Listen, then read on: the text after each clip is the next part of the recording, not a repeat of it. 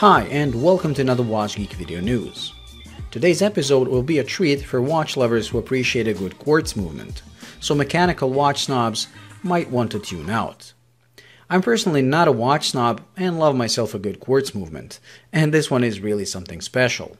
Now, if you're a watch lover, even if you like mechanical watches only, I'm sure you've heard of the Grand Seiko quartz, or more precisely, their 9F movement. You then also, most likely, know it's highly respected even by watch snobs, and it's pretty understandable why. It's a thermo-compensated, hand-assembled, jeweled movement that has incredible seconds-hand control and accuracy. Not to mention it really looks good. In fact, it looks better than most mechanical movements out there. Well, that movement, which was the go-to choice for a person wanting a high-end quartz, might get dethroned next year, when Citizen will begin releasing production movements based on their new 0100 movement that is here to show us the taste of what to expect. The 0100, whether you want to admit it or not, is on another level compared to the Grand Seiko 9F, and will become a great alternative for high-end quartz lovers. The name comes from the fact Citizen is celebrating 100 years of watchmaking, and it's cased in a sapphire-made pocket watch case because the first watch ever to have the Citizen name on the dial was a pocket watch. The 0100 is a hand-assembled movement that has an accuracy of only plus-minus 1 second per year. Now, for comparison, the Grand Seiko 9F ranges from plus-minus 10 seconds a year for a regular version to plus-minus 5 seconds a year for the limited 25th anniversary models.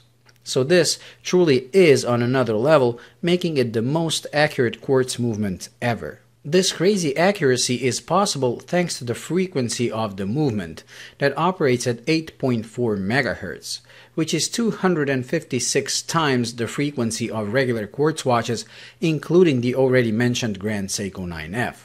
The Quartz Oscillator has also been redesigned, and this new AT shape, as they call it, handles shock and position changes a lot better than a regular tuning fork-shaped crystal. Also, the temperature changes do not affect the timekeeping as much as on a conventional crystal.